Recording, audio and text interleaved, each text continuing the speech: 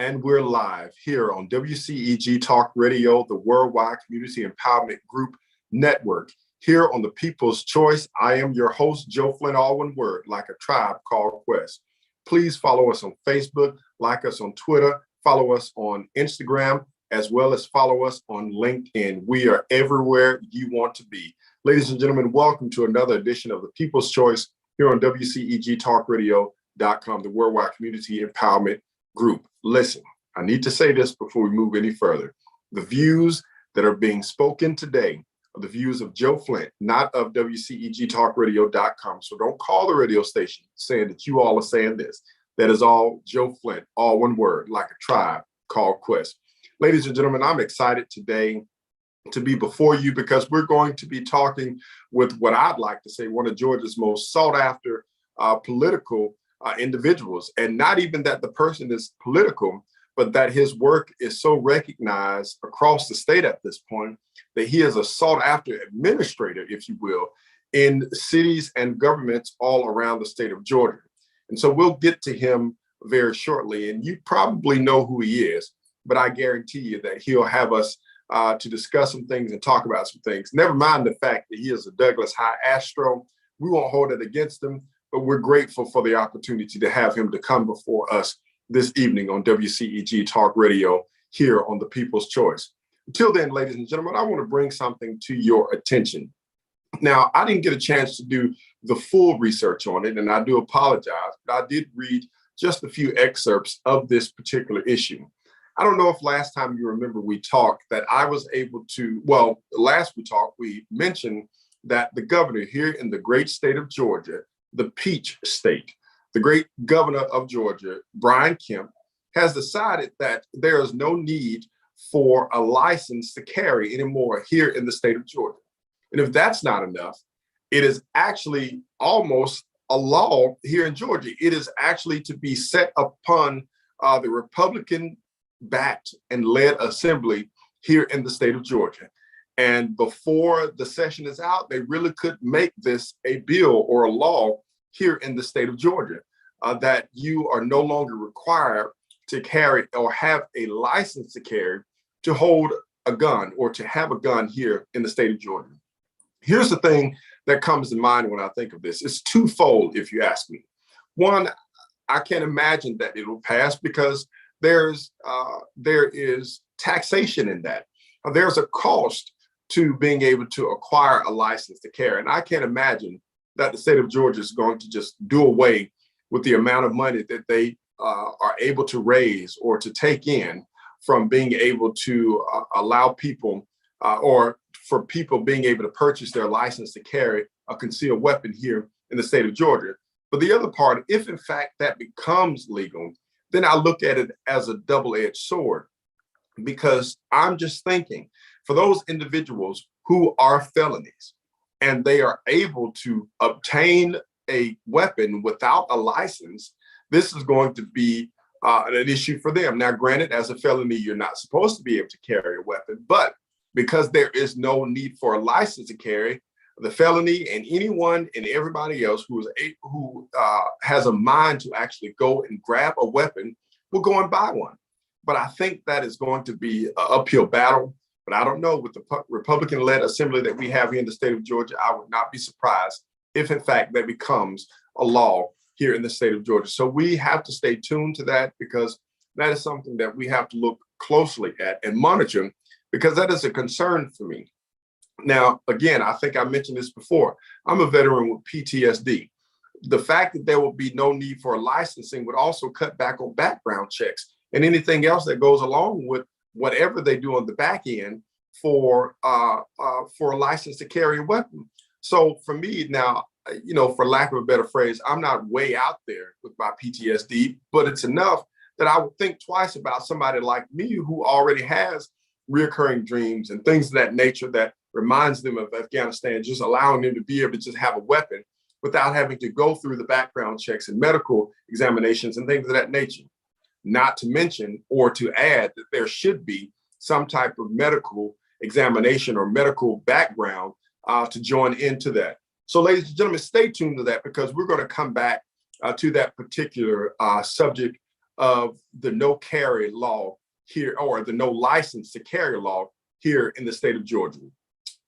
We are not particularly excited about it, at least I'm not, but I definitely want to see where it will lead us and where we will come to in the days, weeks, and months ahead. It's unfortunate, that this governor thinks that it is an all right idea to actually have individuals throughout the state, no matter where they are, no matter their background, no matter their ethnicity, no matter anything about them, no matter their criminal background, in order for them to be able to carry a weapon in the state of Georgia. For me, ladies and gentlemen, that is a no-go. And even if I did like Governor Kemp, not that I have anything against him, that would be a reason for me not to vote for him in the upcoming November general election. Ladies and gentlemen, please stay tuned to that, because this gubernatorial election here in the state of Georgia is going to be something not only here in Georgia, but throughout the nation, because there's still a great divide that is taking place in our nation. And it's unfortunate that in this wonderful United States of America, this melting pot that we brag so much about, there is so much division amongst the nation, amongst our leaders, and amongst those who say that they support us, but are not really supporting us. And so we'll see in the days, weeks, and months to come. And might I add, as we're waiting for our guest, I was in, a procession today, and I heard it was six, I would like to say old ladies, but it was six older ladies in the car with me. And the six ladies all said the exact same thing. They said, it seems to me that nobody cares about us anymore.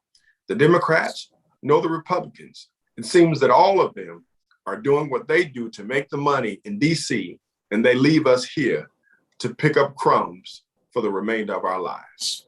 Now, I didn't say this. This was what the six old ladies said today in the car with me. Ladies and gentlemen, we have a very special guest with us. Again, stay tuned for the Georgia No Carry license.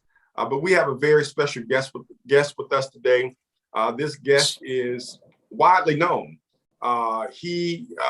Everybody knows his name. But again, don't worry about the fact that he is a Douglas High Astro, but the fact that he is out here doing magical things. We can't see you, Brother Donald. Yeah, and I'm trying to get that done. I apologize. I think it's a credit to the fact that Astros only shine at night, so he's a little.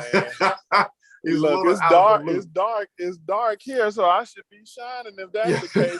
Absolutely. My apologies. I was supposed to, we talked about this, I was supposed to take this in the office, and we're doing some changes in there. So I was headed home and then realized I got a community meeting I got to go to. I'm not absolved from my work in Augusta, and I have, for some reason, I can't get the camera to come on. So I didn't know if it was okay. Do you have a picture that you can put up there so that the people can at least see what it look like? How to, well, it should, but I've got the camera on and it's not coming on, but let me see if I can do that. Yeah, let me figure that out, but I guess we can talk. Well, we'll do that. Well, ladies and gentlemen, I want to introduce to you all Mr. Odie Donald II. He is a native. Well, I can't remember. Is it a native? Are you a native of Atlanta? That's right. Absolutely. Born and raised. He's a native of Atlanta. As I said, he is a Douglas High Astro with Dr. Hill and Dr. Butts over there, ladies and gentlemen. But let me tell you something. He's no stranger to this great city of Atlanta. He's no stranger to the great state of Georgia. And apparently he's no stranger to being sought after. Because throughout this metro area and beyond the metro area, he is being pulled left and right. Ladies and gentlemen, if I can just go down his pedigree here for a moment, as far as his work. Now, when last we spoke to him, he was the city manager of the city of South Fulton. But then when he was leaving the city of South Fulton, he went out to the great city of Augusta, Georgia, Washington Road, which is the main road out there in Augusta.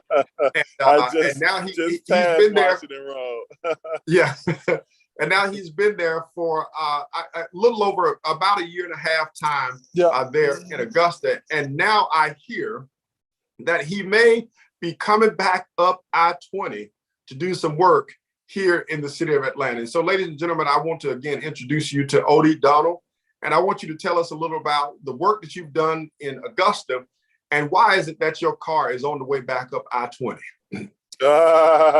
Listen, I tell you, one, I appreciate you having me on, and thank you. Always good to talk government. I know when we first met and first talked, we were just talking about all of the challenges. I think at that time, the Trump administration was winding down to an end, and we were, people all around the country were concerned about the future of our nation and, how, different leadership impacts us. And then I think, now, we've got a new leader in office. I think there's a lot of hope, but, with the pandemic going on, there are a lot of challenges. And so you're right. I've been blessed to serve in some of the greatest cities really in the country, but Augusta has probably been the honor of my life so far.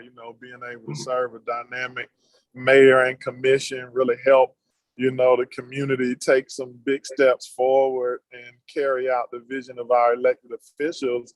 But also, there's nothing like being able to serve in your hometown and try to make a difference where you've grown up, and then it doesn't help to have an opportunity to work for what I think is potentially one of, Atlanta's greatest mayors. I think, Mayor Dickens has an opportunity to really, he's got a transformational vision, and you don't come across that but every so often. So listen, Odie, you just said something, and let's just be honest. How many people gonna call him Mayor Dickens? They gonna say Dre. Let's just well, I'm formal now. I'm very formal. I don't listen. Of course, I know that you're formal, and I know, but it's kind of we went from having a mayor named Keisha to now one named Dre. So that's the hometown. Dre is a hometown name. There's no question. Yeah, man, it is about that. But yes, of Atlanta course, through and through.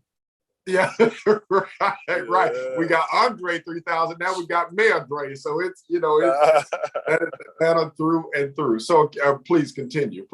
Yeah, but no, I think Atlanta is just an extraordinary and magical place. There's nowhere in the world like it. I've been blessed to see a lot of different parts of the world, but there's just nowhere like it. And right now, I think people are hungry for energetic leadership, an opportunity for natives to really have an impact on their hometown, but inclusive government. I think you've heard a lot about what's going on in Buckhead. I know I've read about it quite a bit. Yeah. What's going on in Buckhead, but you're also hearing a lot about what's going on in Bankhead. All over Atlanta. There's an appetite for growth, change, preserving the history of our communities, while also making sure people recover from the pandemic. Take on this new normal that we're under, whether it be the new economy, the new way of working with teleworking kind of coming into the foray. And then, you've got cityhood, similar to what happened in South Fulton, but also, the impacts of, folks trying to, potentially make inequitable decisions. I know I saw something down on the South Side where, if a city would have left, I don't remember which one it was, maybe it was Eagles Landing, what it would have done to that community and all they had invested. It's just a new normal. And I think this is one of the greatest times to join a transformational leader who can not only have an impact on Atlanta proper, but really Metro Atlanta as a whole. So I'm excited to, serve under him. So do me this favor, Odie, tell us about some of the initiatives, and we'll come back to Atlanta, but tell us about some of the initiatives and things that you were able to put in place in Augusta. You yourself just mentioned that Augusta was such a, I won't say dream, but it was just such an amazing opportunity. So tell us about absolutely. the things you were able to get done in Augusta, and then we'll bring you back up I-20 a little bit further. Yeah, well, look, it wouldn't necessarily be me either. You know, it's definitely our dynamic elected officials. And, you know, we've got 3,000 staff members that work extremely hard every day. So I think what I'm excited about in Augusta, you know, we have, in the time that I've been there, passed, you know, basically over $500 million in capital projects that have everything to do with enhancing the river walk, bringing new amenities, road paving, and infrastructure projects.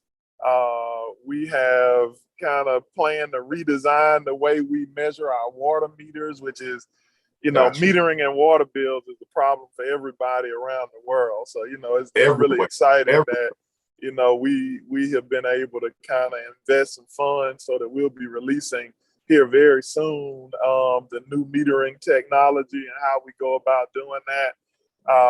We have released Green Augusta, which is our sustainability initiative, taking our 20% of our non-emergency fleet and non-public safety fleet to alternative fuel vehicles.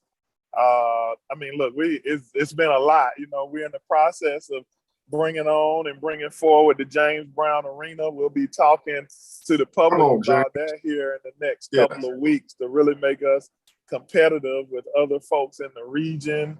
Man, I mean, you know, the hits kept coming. We had a lot of great things. We actually, you know, we were a tri-county judicial system, and one of the counties wanted to stand on their own.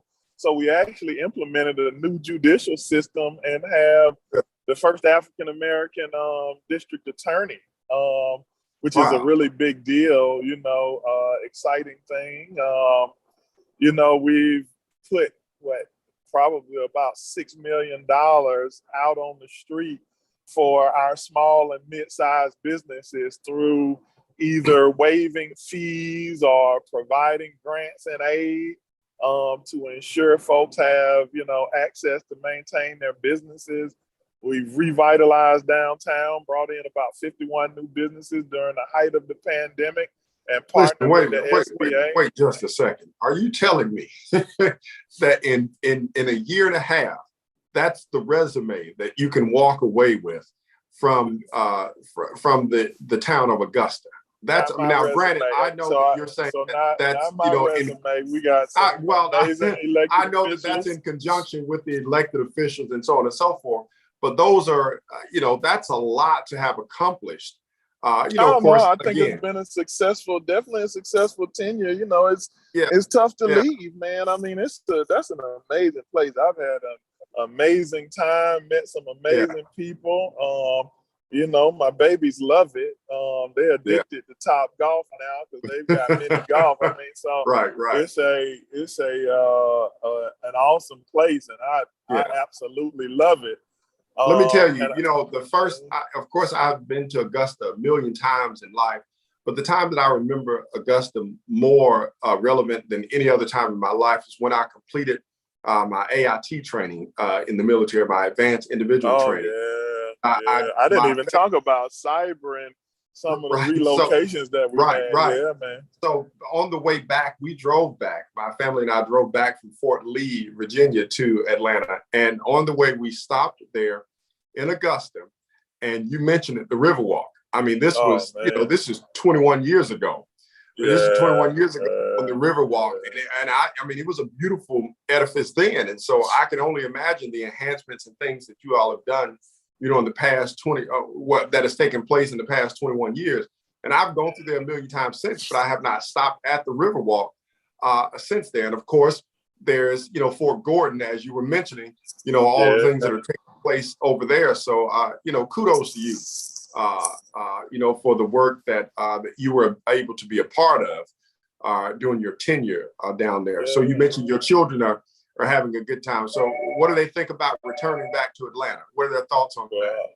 Listen, I think everybody is excited, but it's so new, you know, and even though I know folks are talking about it and, you know, looking at it, it's a very new thing. And, I still am employed right now with the city of Augusta, and so I've got to make sure that, that's why I said I'm on the way. I had to turn around because I actually, so much is going on. I forgot about this meeting, but I mean, I can only imagine what your schedule is like right now. Yeah, so tell us, Odie, what is it that you will be doing? Now, I know because I have read, but what is it that you'll be doing for Atlanta and serving under the Dickens administration? Yeah, so a part of the mayor's executive cabinet, serving as the chief of staff. And so, he's got a team of people who actually carry out, his broad vision. I'll mention me, but I think it's also important to know, because most people don't understand, mayors and these chief locally elected officials have big visions, big ideas. I think this mayor in particular is not just a visionary, but he rolls up his sleeves. I haven't seen anybody work as hard as him really anywhere. And so, it's an opportunity to just, what we do is carry it out. So it's different ways. You got the chief operating officer that oversees all of the staff.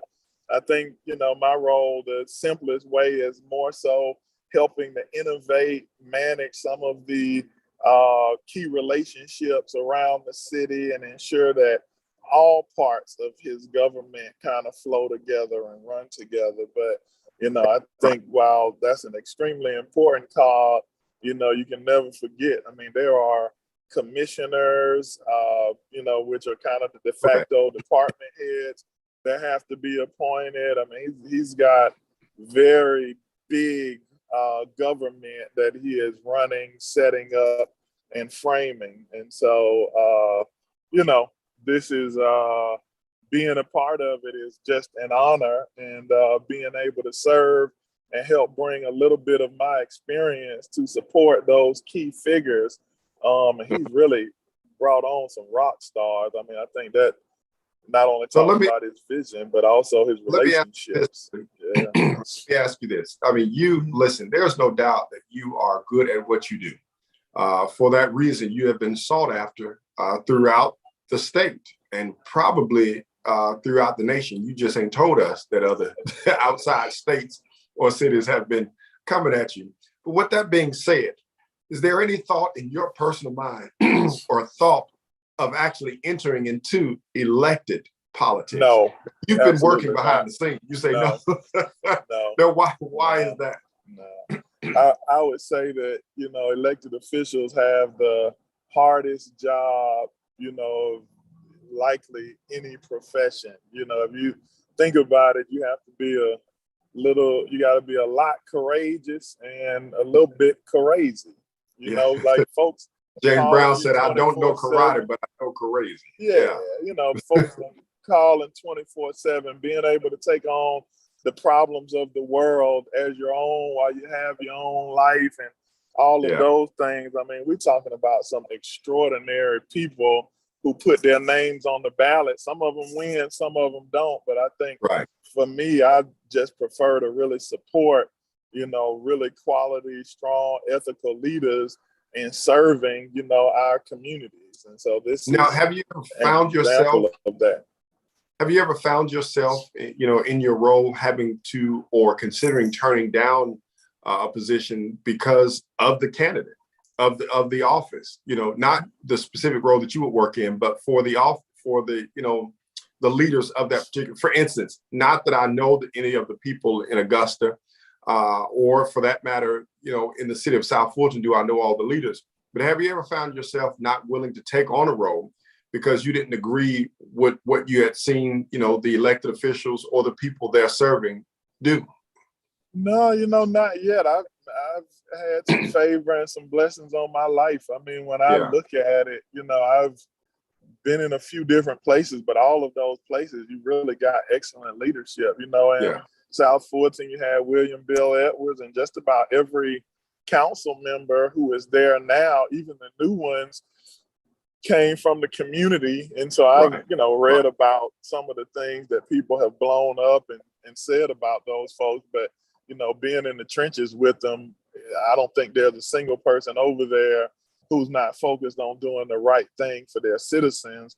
More than anything, when you get a large group of people or a small group of people, it's hard to get them to agree on, big ticket items. But if you look at the way, I'll use South Fulton, for example, if you look at the way that they vote, 90% of the time, they're voting unanimously together, which would actually say that they're together quite a bit. And they get along.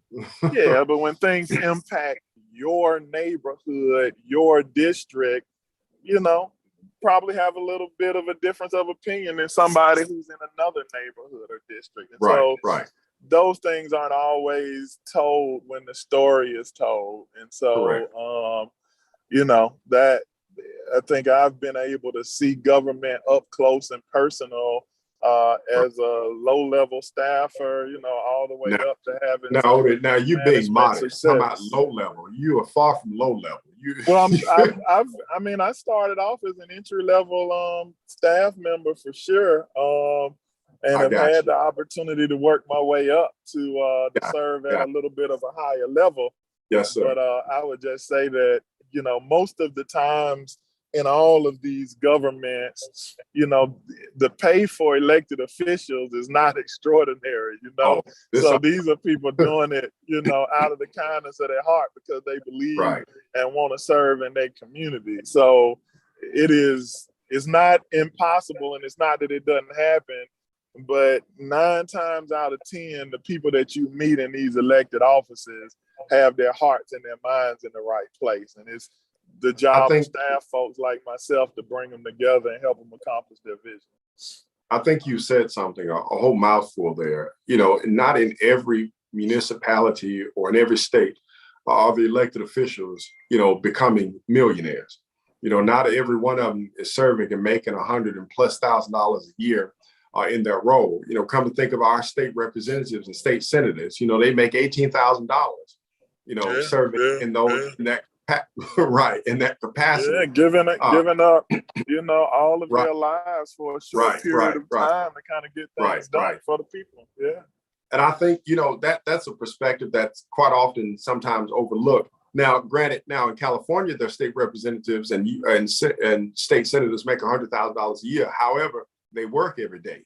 Well, the cost of living is much different too now. You got to take those things into account. No, and I know, but I'm saying what people fail to realize is that they are working every day, for the citizens for which they serve, and they're taking on a lot of flack sometimes for people that they, may not even know or may not have come in contact with. So you really, hit the nail on the head with that one. So I want to ask you, as you move into this role or take on this role as chief of staff for the Dickens administration, but for the city of Atlanta, when I consider chief of staff, I know that most high-ranking officials have that, but I immediately think of the chief of staff of the president of the United States.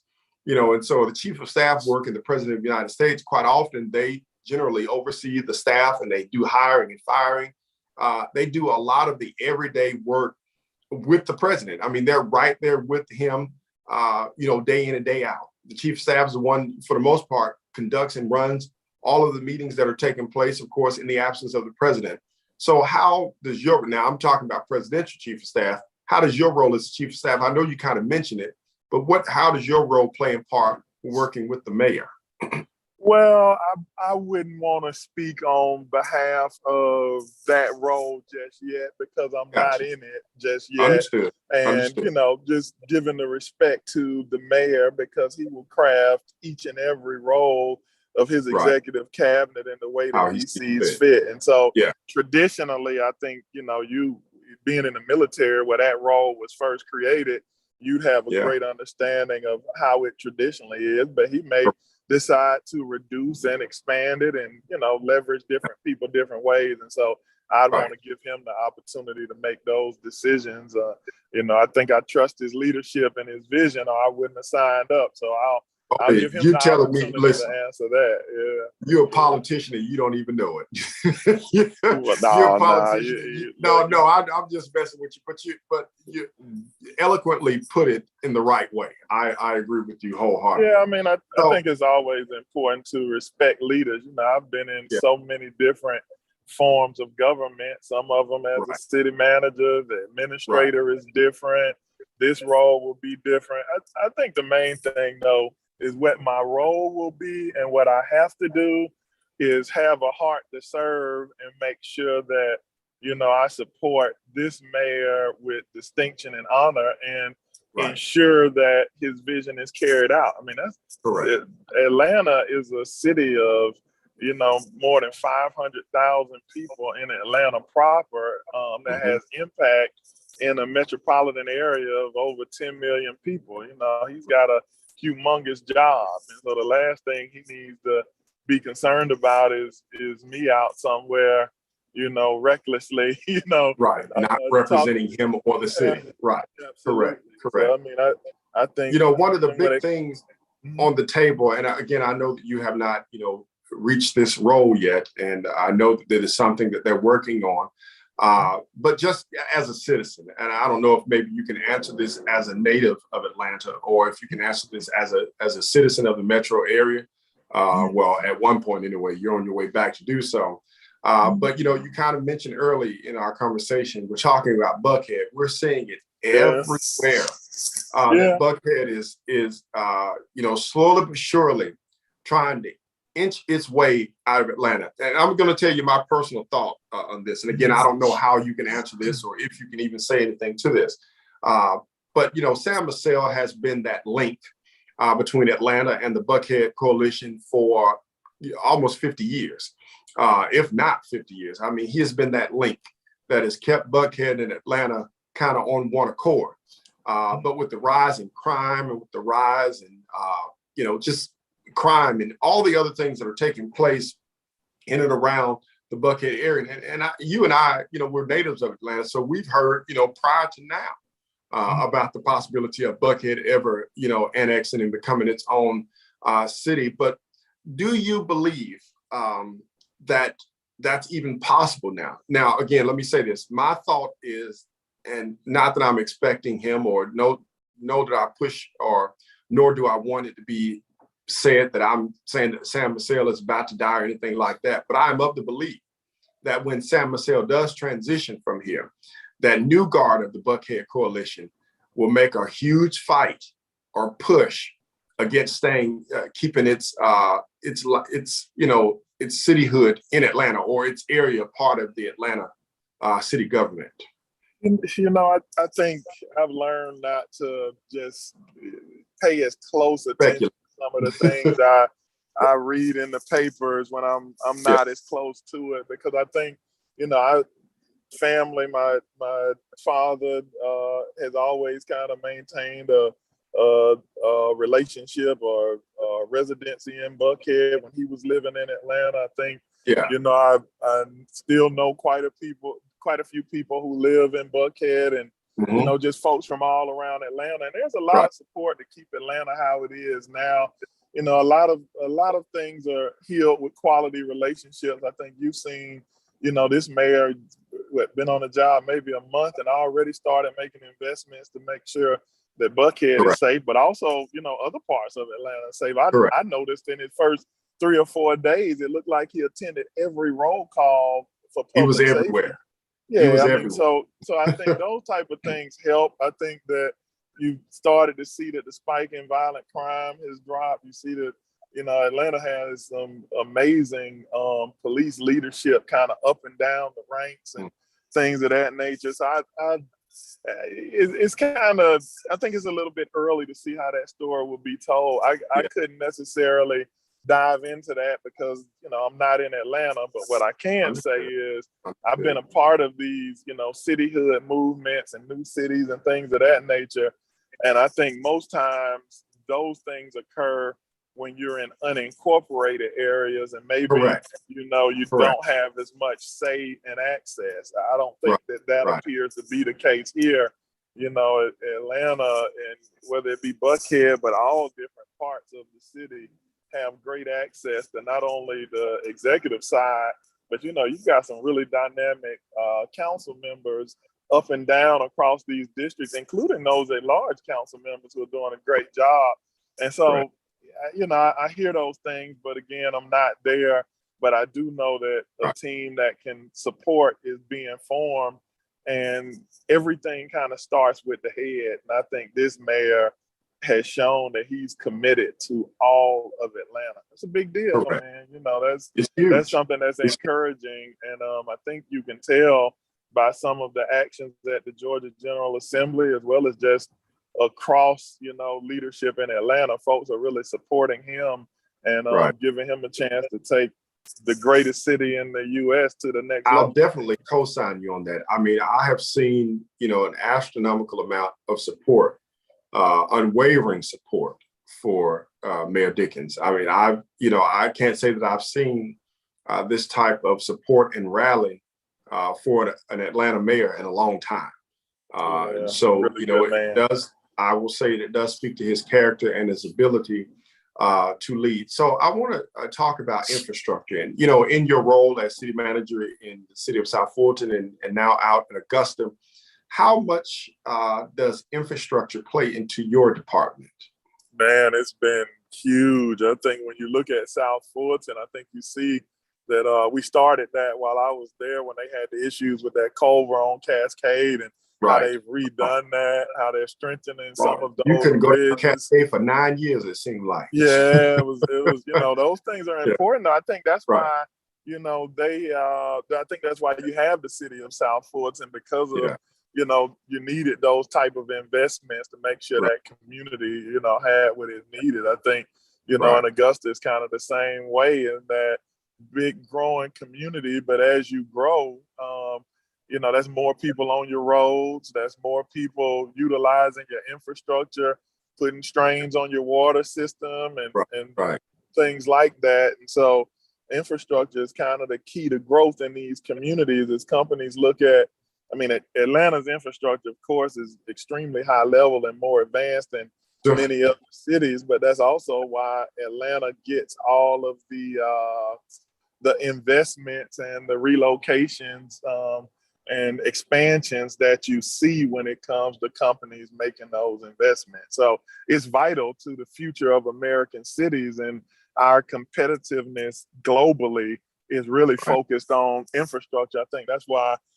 President Biden has been really focused on not only Build Back Better, but adding that flexibility in the American Rescue Plan. I think, in Augusta, we took big advantage in that. I think we invested about $6 million in our street lighting infrastructure for Light Up Augusta, because that's not only a public safety piece, but as you try to attract new businesses, especially in some of our industrial corridors, that type of infrastructure investment gets expensive. So we're kind of blessed to have some of these resources that have been provided through this current administration. And I think you got to be honest, last administration, made some of those investments as well. So I think throughout the United States, no matter what side of party lines you're on, infrastructure is one of the top, considerations and focuses as we try to make our communities better. Do you think, from a personal stance, and I don't know if you can ever really, answer from a personal stance, working in government and, being in the positions that you have served in, do you think in every area, in Augusta or in the city of South Fulton or in Atlanta, that there is a need to take a step back and look at areas that are have been continued to be deprived? Do you think that the elected officials really do that, or do they just automatically go into the most populated areas? Oh, no, they absolutely do that. If you think about what you see from all of your, again, in Atlanta, I haven't been there, so I can't speak to Atlanta. I haven't been back there. And so I couldn't speak to what's happening now, but I get a chance to sit on all of these boards and committees and things. And I think all we talk about is, ensuring equity. And when you're talking about equity, you're not just talking about, ensuring everybody gets equal access. Is Right. more so, if this place has been left behind, you've got to pour more resources there. Right. Whereas you also have to make sure this place that's kind of ahead of the curve continues to produce for you, because that's important as well. And so Right. juggling that, I think, again, that's why elected officials have such a hard job. But I would tell you that, I can look at Atlanta's mayor and council and say that that's one area that I can see that they're all lockstep, is ensuring, when you hear this One Atlanta and, the initiatives and things that they've been focused on, there are many precincts all throughout Atlanta. And so that is why the response times are much lower than about anywhere else in the region when you're talking about fire and police, right? Well, Right. to improve in Buckhead, they added an additional resource there. So Right.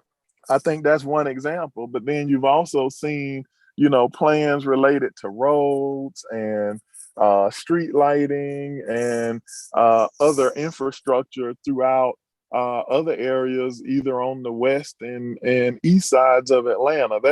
That's just an example that, those communities, or even Bourne Homes. Look, I went to Doug, grew up over there. And so if you look at what Atlanta is doing in partnership with the Choice neighborhoods, I think they're calling it Bowen's Choice. We're a part of that cohort behind them in Augusta for Choice neighborhoods. But I mean, that's transformational for what will be available for those residents over there. And, that's a community that's been, I don't want to say left behind, because I mean, you got Collier Heights right down the street, Yes, traditionally but Dixie I Hills. almost feel like Collier Heights, takes care of itself. But now, and I know what you mean, but I almost feel same like they have. community though. I mean, I would Yeah. just say that those are still strong communities, but that's a Right. pocket in that community that needed some attention. And Right. while it takes a little while to get those plans going, now that the planning stage is coming, they'll be cooking with hot grease. And so those are, those are investments that, bad news sells, but the good news doesn't always sell. But you've got folks throughout those communities, and those council members are leading the charge. Your mayor is leading the charge. And so I just think that there's a lot of quality investment, and it has to be spread around equitably. But you can't get lost when you see a community lagging behind. You got to pay attention to what folks are investing to bring it up to par. Agree. Tell me this, as a city manager, maybe you have a better insight to this than myself or anybody else. When we talk about tax dollars for roads, how does that money, how is that money allocated to roads? When we talk about the gas tax, and we talk about, splosh money, how much is that really allocated to roads, or is that specific per county and or city? Yeah, it's kind of going to depend. I think, I'll give you an example. In Augusta, we've got $1 billion budget, but only about $200 million of that is the general fund. It's paying for your, we'll just call it general day-to-day operations and services. Right. But the rest of those funds are like, I'll use SPLOST, for example, because we've got multiple SPLOST going on at the same time. Those are different. So our most recent SPLOST 8, I think we had about $25 million in there for road paving. We had some park improvements. We had quite a few kind of road maintenance, bridge repair, all of those things. So, but those things come before the citizens, which is why they're such a good tool, because communities get to weigh in on what type of investments they want to pay for with their penny. And so, do they have NPUs in Augusta? Not necessarily the MPU system, but we do have a neighborhood community system like that. And we did some things to make sure we involve folks too, very similar to other large cities, to make sure that folks have a say in what's happening. Now, what is what is Augusta's size compared? Now, of course, I know it's not Atlanta, but when you think of the largest cities in Georgia, or the fastest growing cities in Georgia, what does Augusta fall in line with that? Yeah, so it was the second largest city, and now we're the third based on this new census, which might not be quite right by about. I've already heard North Carolina has some issues with it. Yeah, by about 300 citizens. So we're about 300 citizens behind the great city of Columbus. And I think that is, that's where Augusta is. I'd also say it's probably, though, the second or third largest economic engine in the state, running neck and neck with Savannah. So what is, if there's such a thing, what is the main industry in Augusta? Odie, we lost your. Yeah, so manufacturing is a big deal in Augusta. Tourism is actually going like gangbusters. But really? I have been surprised that the growth in the hospitality industry has actually grown quite a bit in the last year. But I think the cornerstone, which is causing most of the growth and interest, is cybersecurity. It's the cybersecurity hub for the nation. Right.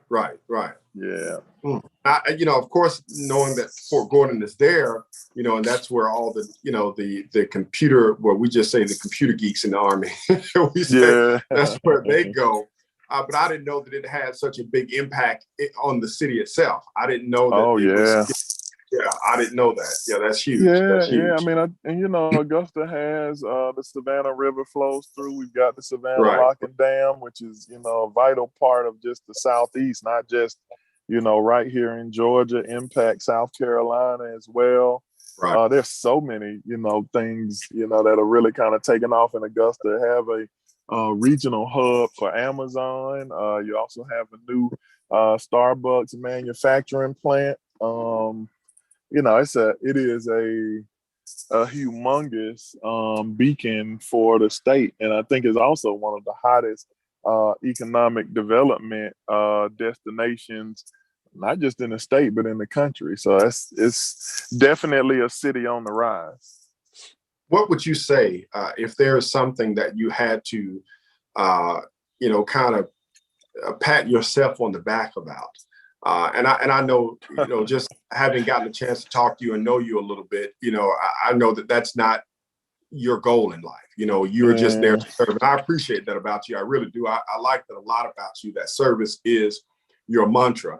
But in your role in serving as city manager there, has there been anything that you've been most proud of that you've been able to help accomplish or help get off the ground? I think, definitely proud. The thing that I enjoy the most is really just kind of dealing and interacting with people. And I think the coolest thing and the thing I'm happiest and I guess most proud about in Augusta is that we have really engaged our citizens. So we have engaged them in the budget process. We've engaged them in, our capital projects. We've added a ton of transparency initiatives so that they kind of know and understand what we're doing. They know the direction that their government is going. So, they can pat us on the back when they're happy, but they can, slap us on the back when they're not. So, and I think they've taken full advantage of all of it. Right. And it's probably been, the number one reason why we've had some pretty decent success over the last year and a half. So it's always because of the people. A government that doesn't involve its people isn't really a government. And so I think trying to make sure that our citizens know what's happening in government, understand it, and are able to either, support it or oppose it is important, because government is really meant to work for all and support all people. Correct. And so I think that's what I'm excited about in Augusta, is not only involving, citizens in their government more, but seeing some real quality results, because of that. Yeah. Let me ask you this, Odie, and this is kind of personal. When you were tapped or called about coming back to Atlanta, what did that do for you? Were you, did that excite you? Were you kind of, what is it? What do you call it? Bittersweet, leaving the role that you've been having such a good time with, but excited to come back home. What was that like when Mayor reached out to you to ask you to come back and serve in Atlanta? Well, I would say that, it's never easy to leave what I have had great opportunities. And this one, I actually foresaw myself being at for a very long time. And so to get that call, I think is just the opportunity of a lifetime. It's a dream job. And so, to be able, like I said, to serve in your hometown, but also serve somebody that's going to take, Atlanta to the next level, whatever that may be, that's a humongous opportunity. So, yeah, I think you're right. It is a bittersweet in that you leave an extraordinary community that has welcomed you and is on a laser-like path to the top. But then to be able to dynamic and join a team of extraordinary, it's a tough decision, but it's one that you would make every time. Right. Likely the only thing that could have taken me away from Augusta is coming home, Right. Do you, now I have to ask you, how does your mayor, how does your mayor and city council and commissions feel about you leaving? Well, it's not ideal, to be honest. I think I have served well, and I'm the type of person that is involved and engaged in every aspect of the government. And so that makes it a challenge to transition, because some of the things you never had to worry about, you have to look a little closer and have a handle on. So I will say that for the most part, it has been extremely supportive. I think, it's also full steam ahead. Just because I'm leaving, I'm not gone yet. That's why I told you I couldn't really comment on much that's happening in Atlanta, because I currently have an opportunity.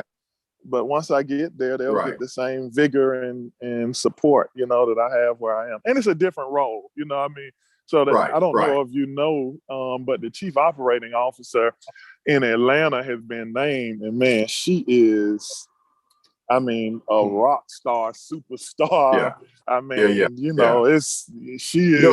Isn't it funny that in politics there's such a thing as a rock star, a superstar in politics?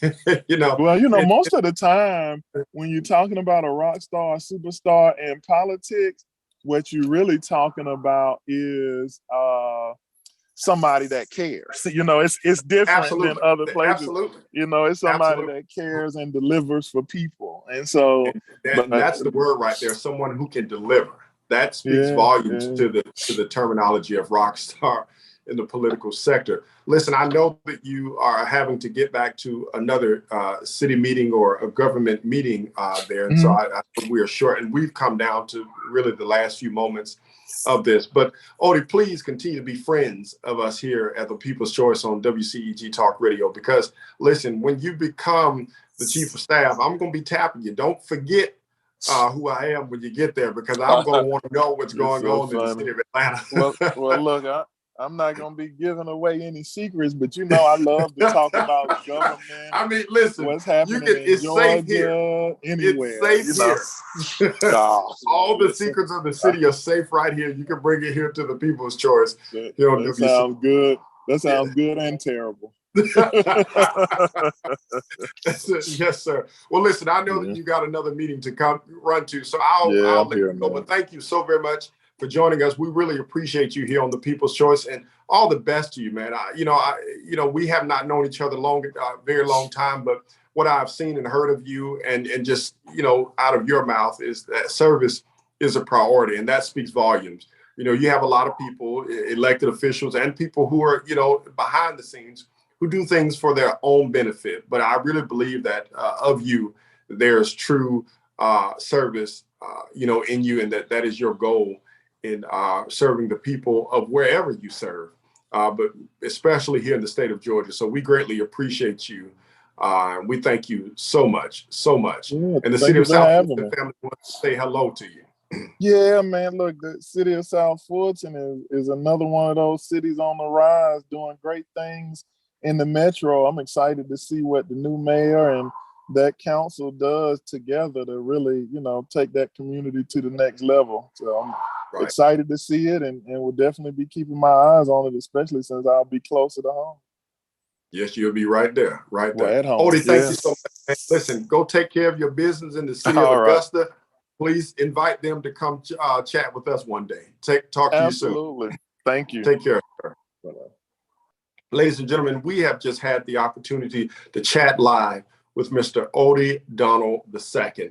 Now, if you don't know, his background is in city management, and he's had the opportunity to serve the great city of South Fulton, as well as now he is currently serving in the great city of Augusta, Georgia. Ladies and gentlemen, this is not that, you meet someone who is, dedicated to the service of the people.